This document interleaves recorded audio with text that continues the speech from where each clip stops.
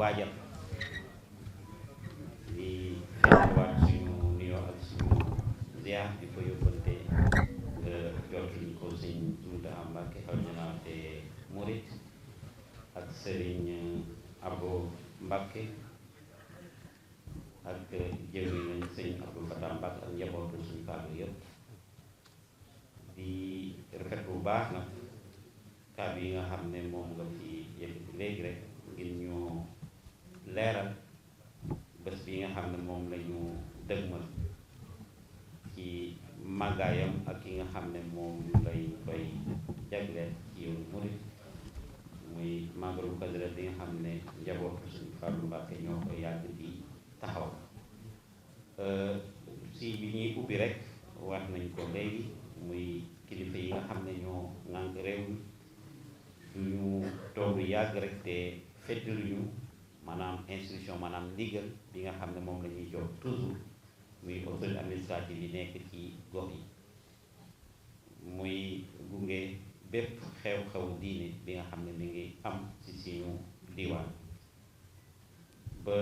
tax na bu mu bés bi jubee sous-préfet bu Ndaam ñi ko def ndaje bi njëkk muy CLD ànd ko comité d'organisation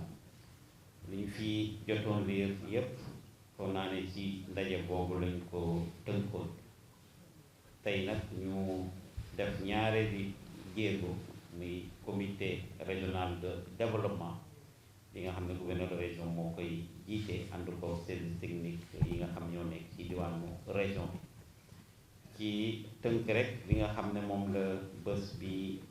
laaj te nga xam ne état du Sénégal war na cee dugal loxo te ngeen wax ko ñu tënk ko soo ko xoolee niñ ko defe léegi rek ci wàllu wér-gu-yaram ndax mbooloo ma fay daje naam dëkk bu tedd bi Touba carte sanitaire bi am na fa ay hôpitaux ay centre de santé waaye ak ay poste de santé waaye bés bi loolu rek du doy moo tax comité d'organisation bi di sàkku ñu renforcer dispositif médical bi nga xam moo nekk ci diwaanu Touba mooy ñuy créer li tubaab lu tudde ay postes médicaux avancés te li bi tudd toll ci fukk ak juróom loolu DRS jël na ba note te dinañ ko ànd ak district sanitaire bu Touba ba loolu ngeen xam ne moom lañu sàkku ñu teg ko jëmal ñu bàyyi xel ci ñaar rek ci postes médicaux yi mooy bi nga xam ne moo wër jumaa ji ñu gën ko renforcer ak bi nga xam ne moom lañ sàkku ca te palais ku ne postes médicaux wax également ay jumtukaay loolu muy wàllu ambulance ak ay médicaments loolu incha allah rabbi day ànd ak li nga xam moom la comité d'organisation bi sàkku te suñ ko àndee autorité médicale yi am nañ si yaakaar suñu borom bu nañu dimbale ba lépp luy matuwaay ñu jël ko waaye suñu nee santé sax mën nañ ko lëkkale ak wàllu élevage foog naa ne Mame Diarra addu bi léegi muy sensibilisation nga xam moom la ñuy ñaan ndax ku ne màggal wax également ay bernde muy ay jur yoo xam moom la ñuy lewetal suñu borom nag dimbal nañu ci région Diourbel muy la vallée du Rift cas yi nga xam moom lañu njëkkoon détecté département de Mbacké bokk ci woon muy Bambey la woon ak Diourbel ñu gis ko ci ay yenn mala te pour le moment ci ay mala rek dañ ko séenoon déjà kon doomu aadama amu ko woon dans la région waaye nag xam nga bés bi comme ni ko soxna Mame Diarra dina gis ay jur yu jógee ci yeneen région dugg si kon loolu également ñi sensibiliser rek ànd ko service vétérinaire yi ñuy gën a saytu ñam yi nga xam ne moom la ñuy lewetal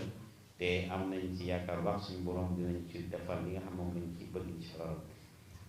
ku ne wér-gu-yaram wax également fagaru te fagaru ñaari secteur lañ ci gën a xaar muy wàllu service d'hygiène muy opération désinfection mais également ak setal muy cadre bi loolu également incha allah rabbi service technique dinañ ko lëkkaloo ak commune bu Touba Mosquée surtout ci wàllu journée nettoiement boobu lépp loo xam ne jumtukaay la dinañ demander Sonaged mu mun ko mobiliser pour ànd ak comité d'organisation bi ci journée de nettoiement mais loolu day nekk rek journée phare parce que c'est warul yem ci 5 janvier donc 2026 lu jiitu loolu également Sonaged ak commune de Touba Mosquée ñu ngi leen di ñaan ñu def des opérations de nettoiement et durant maintenant le magal et après le magal parce que tamit opération bi rek warul yem ci journée boobu ndax après magal bi il faut que ñu delloowaat tam dëkk bu tedd bi ci xar kanam bi nga xam moom la war a am te loolu Sonaged yàgg na liñ ko def donc nañ koy intégrer ci dispositif bi ngeen nar a mettre en place ngeen bañ koo yéex a lever wàllu ndox ak assainissement muy ñaari secteurs yu am solo ci màggal gi li ngeen ci sàkku loolu foog naa ak service yi nga xam ne ñooy OFOR ak ONAS jël nañ ay engagement dina ko mottale et bi ci gën a fës mooy forage wu Ndindi pour ñu mun ko muy bu bees pour ñu mun ko taal balaa Kazu Rajab incha allah rabbi dinañ ci jokkoo kilifa bi nga xam moo yoree OFOR mais surtout également ministre de l'hydraulique et de l'assainissement mais lu jiitu forage yi Ndindi aussi nañu fexe ba forage yi nekk Touba aussi bañ am jafe-jafe ndax foo naa ne bu ñu def focus rek ci forage yu Ndindi bi ndax màggal gi biir Touba nañu fexe avec l'OFOR ak Maou Rahmati ba forage yi nekk Touba aussi yëpp dox su ko defee mën nañ am yaakaar ne jafe-jafe ndox du am ci màggal googu su amee nag camion citerne yeeg bâche à eau yi dina permettre ñu renforcer le réseau de distribution di jaajëfal également Senelec si engagement yi mu jël ci wàllu énergie mi mise hors délestage ak groupe électrogène pour fagaru loolu également ñu ngi leen ci jaajëfal bu baax waaye branchement provisoire yi ak éclairage public loolu da nga koy lëkkaloog ak la commune de Touba Mosquée am nañu ci yaakaar incha allah rabbi lépp loo xam ne motuwaay la Senelec dina ko jël waaye yii ma jiit yëpp aussi ngeen bàyyi ci xel fu naa ne sëñ Cheikhouna Mbacké wax na ko muy allié boo xam ne peut-être il faudrait que si c'est mise à disposition yenn moyens aussi ngeen def une attention particulièrement à allié ba nga xam ne ci wàllu ndox également ñoom it dinañ fexe ba jafe-jafe bañ fa am ak lépp loo xam ne aussi dispositif médical la donc ñu jëm leen intégré incha allah dans le dispositif wàllu kaaraange duñ ci mën a àddu lu bari ndax toujours ni ñu koy waxee mooy seen cœur de métier waaye dinañ am ñaari point yoo xam dañ ci insister muy marché bi nga xam ne dañ ko sécuriser mu nekk une opération conjointe ndax xam naa ne ñun ñëpp li ëpp solo mooy kaaraange dëgg la c'est une zone de la gendarmerie moom la ñuy démarrer mais il faudrait avec le commissaire spécial de Touba ak le commandant de la gendarmerie ñu xool na lañ koy mën a defee opération conjointe ndax bés bi mun naa am même on peut même décloisonner les zones de compétence ndax li ci am solo mooy ñu assurer une bonne couverture de la manifestation et ce serait également une belle image que gendarmerie commencé ànd li ba ñëw ci secteur police mais ànd ak police dem continuer c'est-à-dire loolu aussi ce sera une très belle image qu'on va donner aux forces de défense et de sécurité mais également à la population ñu xam ne police ak gendarmerie benn objectif lañu am muy assurer la sécurité des personnes et des biens donc là je pense également au niveau de votre état-major il faudra y réfléchir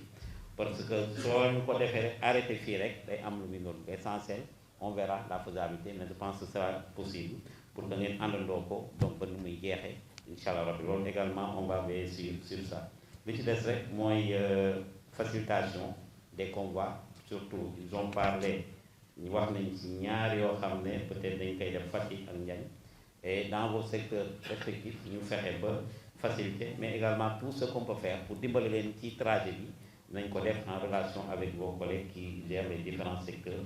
de Fatick mais également de Louga li des yëpp nag ay wàllu saytu la ak approvisionnement ak contrôle ñu fexe ba lépp loo xam ne matuwaay la jóge ci commerce mais également élevage ñu def seenu liggéey fi ñuy daanal rek sëñ bi mooy di ñaan di la ñaanal di ñaanal également suñu Abu Mbàkke ak suñu taxa suñu borom yàggal fi loolu te ànd ak wér di sàkku tamit ñu ñaanal réew mi ba suñu borom def si jàmm ak dal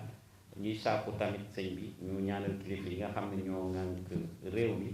te am yéene également diñ ko jëmale kanam ak seen benn plan bi ñu am muy vision Sénégal 2050 ñu am ay tracés yi ñu ci def ñu ngi sàkku rek ñaanal le président de la république Bassirou Diomaye Diakhar Faye ak premier ministre wax nga léegi digganteem ak sëñ bi sëñ Abou Mbacké ak ki nga xam ne moom lañ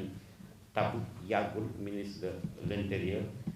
muy Mouhamadou Bamba Cissé ñu ñaanal ba suñu borom defal leen ndam mu nekk ci njëriñu askan wi yëpp ak dëkk bu daal ànd ak koom donc foo naa loolu daal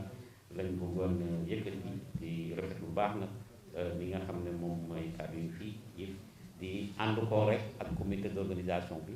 ndaxte préfet bu Mbacké donc dina def suivi bi ak évaluation